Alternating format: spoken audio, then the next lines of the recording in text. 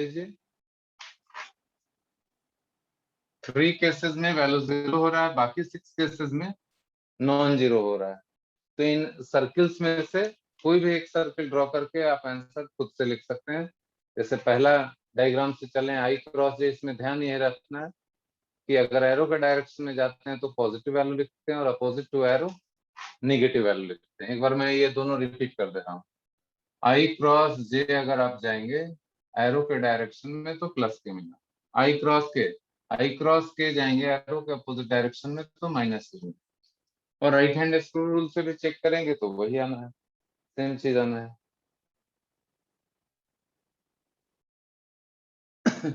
Vector P में 3 term है, vector Q में 3 टर्म। अगर क्रॉस प्रोडक्ट लेंगे तो 9 टर्म्स आएगा। मैं सबको अलग अलग कर दे रहा हूँ। P X I cross Q X I plus Q Y J plus Q Z, then P Y J का क्रॉस प्रोडक्ट होगा P Y J cross Q X I Q Y J plus Q Z K, plus तीसरा term है P Z K cross Q X I Q Y J plus Q Z. अब ये 9 terms बन जाएंगे, 3 term तीनों से आए, लेकिन आई क्रॉस आई 0 हो जाएगा, इसमें जे क्रॉस जे सेकेंड टर्म 0 हो जाएगा, इसमें के क्रॉस के थर्ड टर्म 0 होगा, तीनों में एक एक टर्म 0 होगा। तो at last we will get 6 terms only, क्योंकि 3 टर्म 0 हो जाएगा। ठीक है, पी क्रॉस क्यू, तो आई क्रॉस आई तो 0 हो गया। सेकेंड टर्म आया P X into Q Y, P X into Q Y, then I cross J, यहाँ पे मैं लिख दे रहा हूँ आई क्रॉस जे। तो जो स्केलर क्वांटिटी था उसको मैंने अलग कर दिया और क्रॉस प्रोडक्ट जो था उसको एक साथ कर दिया, plus P X into Q Z, और टर्म आ जाएगा आई क्रॉस के। इसी तरीके से तीनों के लिए करेंगे हम, P Y Q X J cross I plus 0, J cross J 0, plus P Y Q Z and J cross K, J cross K, ये सेकेंड टर्म हुआ। एंड थर्ड केस यहाँ पे है P Z Q X K cross I plus P Z Q Y K cross J, and third term is 0 because K cross K is 0। तो ये cross product लेने पे ये result आ रहा है, एक सीक्वेंस में चल रहा है पी क्रॉस क्यू। कैसे, अब बार बार इसको यूज जब करना होगा तो हाउ टू रिमेम्बर इट, मैं आपको यहाँ पे बता रहा हूँ। देखिए, पी क्रॉस क्यू का वैल्यू पहले यहाँ पे आई लिखेंगे, देन यहाँ पी और क्यू, ये एक्स एक्सिस का वैल्यू है, एक्स एक्सिस के along unit vector. X y z को साइक्लिक ऑर्डर में चलाएंगे, ये एक्स हो गया, ये वाई हो गया, ये जेड हो गया, माइनस अगेन पी क्यू, और ये जो सबस्क्रिप्ट है इसको इंटरचेंज कर, प्लस जे, आई के बाद जे, देन ये वाई एक्सिस का यूनिट वेक्टर है, again right p q, Y के बाद आ जाएगा जेड और जेड के बाद again x, then interchange, z और एक्स को इंटरचेंज कर, तो सब वही वही आएगा जो ऊपर में, plus k, again right p q, ये जेड एक्सिस का यूनिट वेक्टर है, जेड के बाद आएगा x axis then y axis, minus interchange the subscript, p x की जगह पी वाई क्यू। तो देखिए सेम चीज जो ऊपर में है वही चीज आ गया, यानी पी क्रॉस क्यू का कंपोनेंट के टर्म में ये वैल्यू होता है, एंड ओवरऑल वैल्यू होता है p q sine theta n cap. N cap is a unit vector perpendicular to both of this vectors p and q. तो ये रिजल्ट आपको याद रखना है ताकि जब भी जरूरत पड़े डायरेक्टली आप इसको लिखें और यूज करें। नीचे जो ये बड़ा सा एक्सप्रेशन आ रहा है इसको लिखने का शॉर्ट फॉर्म में तरीका जो है, इसी चीज को लिखा जा सकता है डिटर्मिनेंट के फॉर्म में ऐसे, i cap, j cap and k cap. यहाँ p x, p y, p Z, Q x, Q y, Q z, ये कहलाता है डिटर्मिनेंट फॉर्म। और जब इसको ब्रेक करेंगे तो सेम इक्वेशन मिलना चाहिए।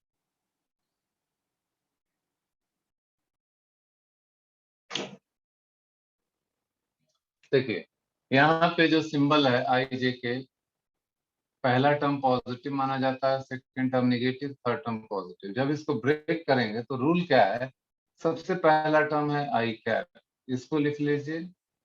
ये 3/3 का डिटर्मिनेंट है, इधर भी 3 है, इधर भी 3 है। इसको ब्रेक करेंगे तो 2/2 में कन्वर्ट हो जाएगा। आई कैप यहाँ यूज कर लिया तो रूल क्या है, आई कैप के सामने वाला रो और कॉलम इसको छोड़ देना है। ये 4 जो टर्म बचा इसको यहाँ लिख देना, p y p Z, Q y Q Z. Then second term is minus जे।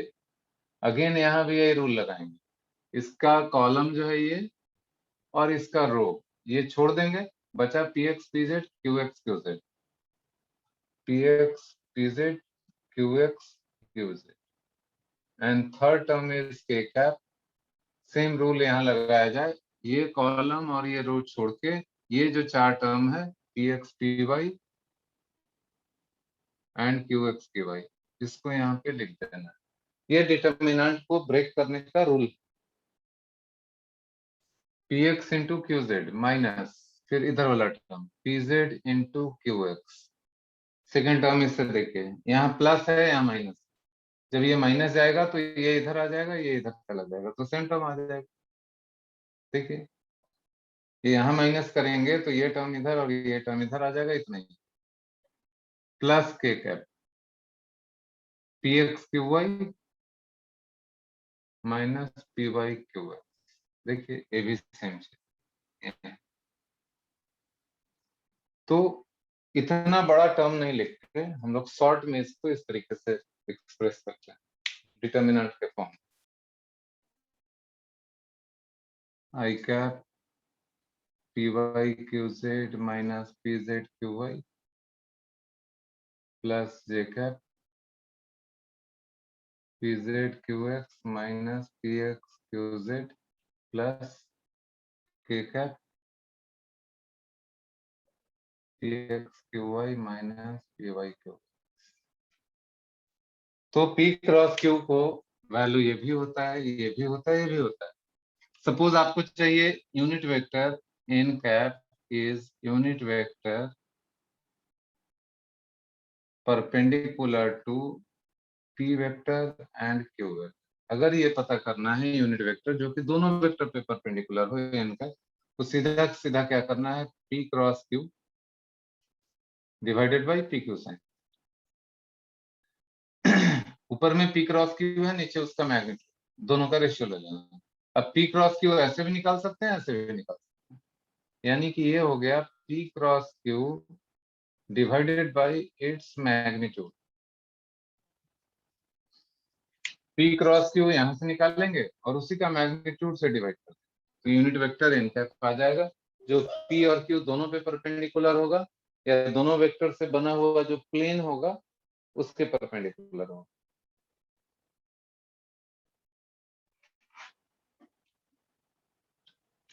देखिए ये है वेक्टर P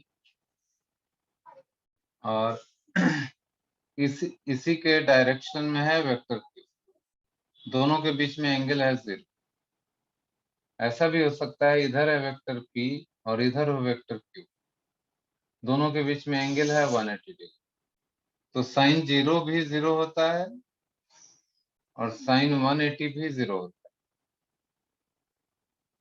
यानी दोनों में किसी केस में भी क्रॉस प्रोडक्ट लें, इन दोनों ही केस में P cross Q will be 0। दोनों ही केस में P क्रॉस Q 0 हो जाएगा। सभी लोग देखिए जरा, पैरेलल हो या एंटी पैरेलल हो, दोनों के केस में P क्रॉस Q 0 हो। In both cases it is 0। तो P क्रॉस Q का जो रिजल्ट है ब्रैकेट में मैंने वो लिखा है, that is equal to 0। Sir, all the three are equal to each other. All the three will be, ये 0 हुआ तो ये तीनों को 0 होना। इससे ये कंक्लूजन आया, इसका मतलब है कि p x by q x equals p y by q y equals p z by q, यानी वेक्टर पैरेलल हो या एंटी पैरेलल, दोनों ही केस में कंपोनेंट्स का रेशियो हमेशा इक्वल रहता है। देख लीजिए यहाँ से p x by q x p z by q Z के बराबर है, p x by q x p y by q Y के भी बराबर है, यानी तीनों केस में दोनों ही केस में पैरेलल और एंटी पैरेलल में ये तीनों कंपोनेंट्स का रेशियो बराबर हो। अब ये रेशियो पॉजिटिव भी आ सकता है, नेगेटिव भी आ सकता है। This ratio it can be positive, it can be negative. अगर पॉजिटिव आ गया तो आपको समझ जाना है पैरेलल, और नेगेटिव आ गया तो समझ जाना है एंटी पैरेलल। ये याद रखिए। ये आपको मैं एक एग्जांपल से समझा दे रहा हूँ कि whenever you get this ratio as positive, इसका मतलब है कि p and q are parallel, और जब भी ये रेशियो नेगेटिव आएगा इसका मतलब है एंटी पैरेलल। मैंने इसको समझाने के लिए एग्जांपल लिया है। देखिए वेक्टर आर ऐसा है, वेक्टर पी हर जगह दो फैक्टर से मल्टीप्लाई हुआ, दो कॉमन ले लेंगे तो 2 टाइम्स ऑफ वेक्टर आर, और वेक्टर क्यू में -2/3 फैक्टर कॉमन, -2/3 निकाल लेंगे तो फिर से ये आ जाएगा, यानी -2/3 इंटू आर। तो आप ये देखिए, ये वेक्टर आर है और वेक्टर पी है 2 टाइम्स वेक्टर आर, यानी दोनों पैरेलल, और वेक्टर आर ये है और वेक्टर क्यू -2r/3 यानी anti parallel. R and P, they are parallel vector. R and Q, they are anti-parallel vector. Anti-parallel। Ratio लेके भी देख सकते हैं। R में 1/2, इसमें Rx by Px, Ry by Py and Rz by Pz, कोई भी रेशियो लीजिए, you will get 1/2। देखिए यहाँ 1/2 -1/-2, वो भी 1/2 हो गया, +1/2, यानी पॉजिटिव आ रहा है, दिस इज पॉजिटिव। और सेकंड वाले केस में देखिए Rx by Qx करके देखिए, Ry by Qy, Rz by Qz, first और थर्ड में रेशियो लीजिए, 1 डिवाइडेड बाई -2/3, तो ये आ जाएगा -3/2, -1 डिवाइडेड बाई +2/3, तो -3/2, यानी ये आ रहा है नेगेटिव। यानी जब भी एंटी पैरेलल रहेगा रेशियो नेगेटिव है, जब भी पैरेलल रहेगा रेशियो पॉजिटिव है। तो इससे क्लियर हो जाना चाहिए। सपोज ऐसा दिया है, vector p is i - 2j + 3k and vector q is 3i - 6j + ck, ऐसा दे दिया और बोला vector p and q are parallel to each other. अगर पैरेलल है, if they are parallel, then find c। तो हमें पता है कि रेशियो पॉजिटिव होगा सबका, अगर पैरेलल है तो रेशियो विल बी पॉजिटिव।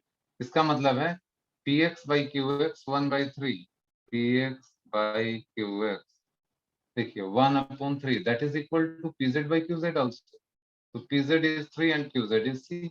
इससे तुरंत पता चल गया कि 1/3 equals 3/c, therefore c is equal to 9, तुरंत आंसर आ जाएगा। तो इस तरह के क्वेश्चन आसानी से सॉल्व किए जा सकते। देखिए कैसे करेंगे।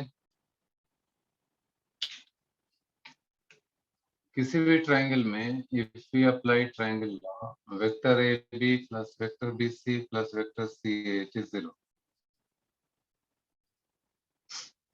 यह है इक्वेशन।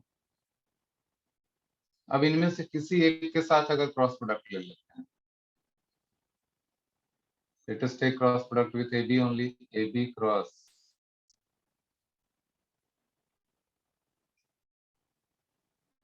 दोनों साइड में ए बी वेक्टर के साथ क्रॉस प्रोडक्ट ले लिया, a b plus b c plus c, RHS में हो जाएगा ए बी क्रॉस 0, ये फिर से 0 हो जाएगा, और LHS में a b cross a b plus AB cross BC plus AB cross C. RHS is 0. AB cross AB is again 0. 0. हाँ, तो बच गया ये दोनों. तो AB cross BC is equal to minus of AB cross CA. ऐसा होगा. इसको ऐसा लिखा जा सकता है. AB cross BC equals CA cross AB. Order को चेंज कर, माइनस साइन को हटाना है तो इंटरचेंज कर दिया मैंने, आगे पीछे कर दिया. अगर ये दोनों वेक्टर इक्वल है तो दोनों साइड मैग्नीट्यूड बराबर हो. इसका मतलब हुआ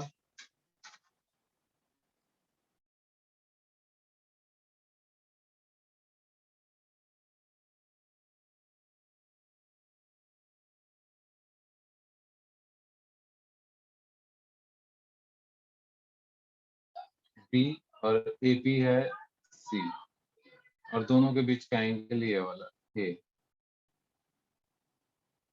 यहाँ पे आ जाएगा साइन A. इसमें C is cancel. Therefore A upon sine A is equal to B upon sine. ये एक एक्सप्रेशन बन गया, पहला वाला टर्म आ गया.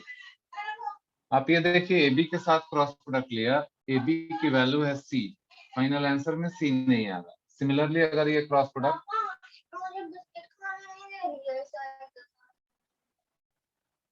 similarly we can write similarly if we take cross product BC cross AB plus BC plus CA इसके साथ करें तो भी RHS 0 आएगा. और सॉल्व करने पे BC का वैल्यू है A. फाइनल आंसर में आएगा B by sine B equals C by sine C. BC के साथ क्रॉस प्रोडक्ट लिया तो ये हट जाएगा. ये इक्वेशन 2 हो जाएगा. 1 और 2 को मिलाएं तो ये फार्मूला प्रूव है. आप इसको 1 मिनट के अंदर वेरीफाई कर लीजिए कि ऐसा करने से ये आ रहा है या नहीं आ रहा. Suppose this triangle is ABC. Height of this triangle is H. तो हम सभी लोग जानते हैं area of triangle half into base A into height H. A यहां से यहां तक, half into base into height. अब ये आप पढ़ते हैं, ये एंगल है B, ये है वेक्टर BA और इधर है vector BC.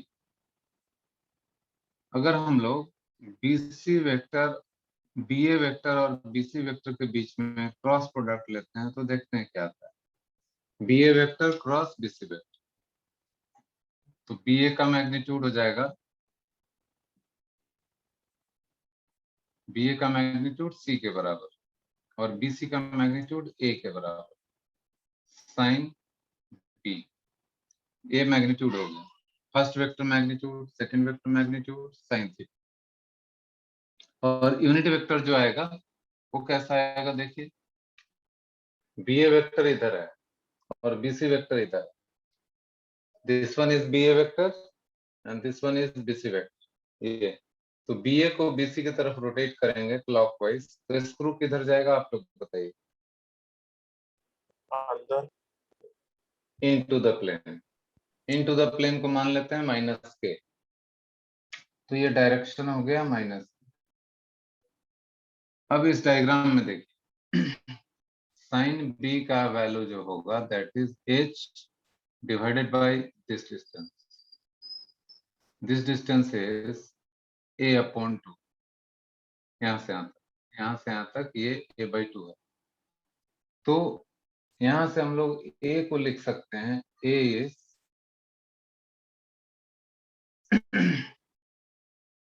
2H by sine B. ऐसा लिख सकते हैं या A इंटू साइन B का डायरेक्ट वैल्यू लिख सकते हैं. A sine B is equal to 2H. This is equal to 2h। देखिए यहाँ a इंटू साइन बी 2 ऊपर से लगे, a इंटू साइन बी यहाँ पे, तो इसको लिखा जा सकता है c a into sine B की जगह मैंने कर दिया है 2h, a into sine B is 2h, और direction minus,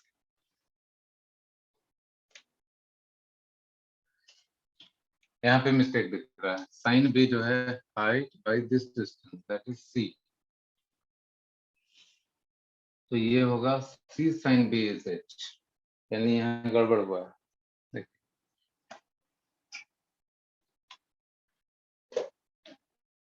sign B is height by hypotenuse. अब ठीक है, कहीं मिस्टेक नहीं दिख रहा है, c साइन b को x से रिप्लेस कर सकते हैं, c साइन b इसमें, तब ये हो गया h into a direction minus. अब अगर आप हाफ से मल्टीप्लाई कर देते हैं बी ए क्रॉस बी सी, तो ये हो गया half A H direction minus A. Now you can see area of triangle half A H है, यहाँ पे हम लोग को आ रहा है half A H, same area with direction, this is the direction of area. तो एरिया जो है वेक्टर क्वांटिटी है। इसी तरीके से आप लोग देखिए area of parallelogram, area of parallelogram, एक पैरेललोग्राम में दो ट्रायंगल होता है, दोनों ट्रायंगल सेम साइज का होता है, ठीक है। ऐसा ये पैरेललोग्राम है, ये वेक्टर P है, ये vector Q, this is vector P, this is vector, तो ये डायगोनल इसको दो ट्रायंगल में बांट देता है। तो हम लोग ऐसा समझ सकते हैं, या इसको ट्रायंगल को अगर चेंज कर दें थोड़ा ऐसा,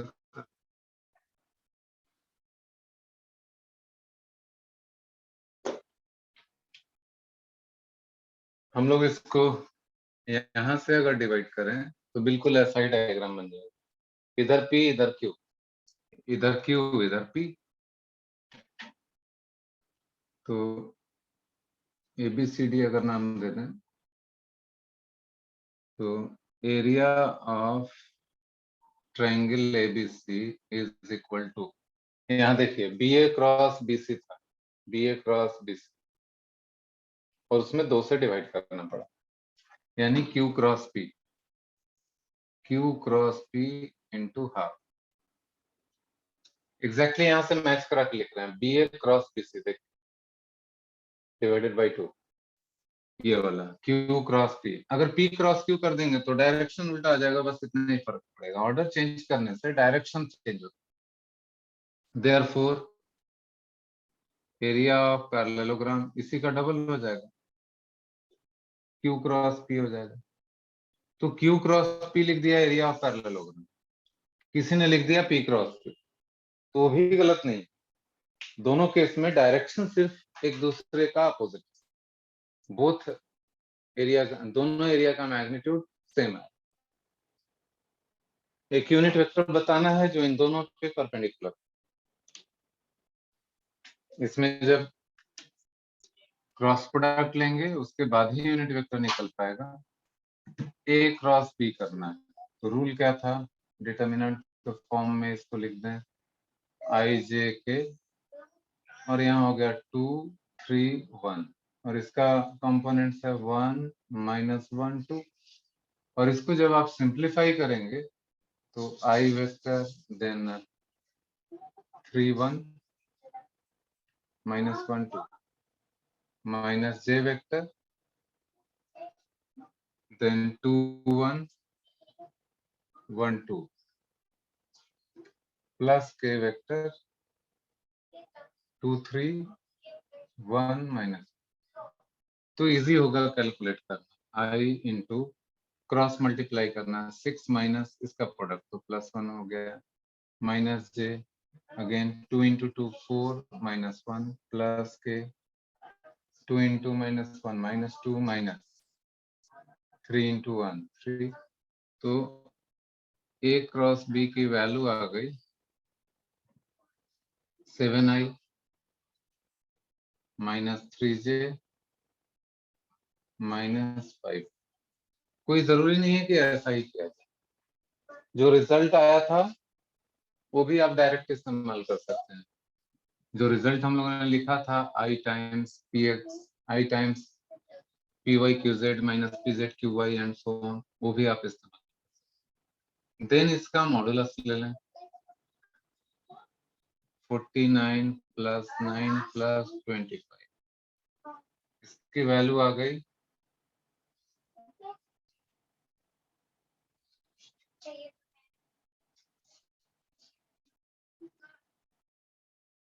83।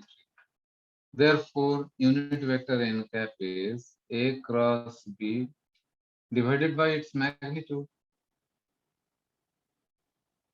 तो A क्रॉस B का वैल्यू ये आया है 7i माइनस 3j माइनस 5,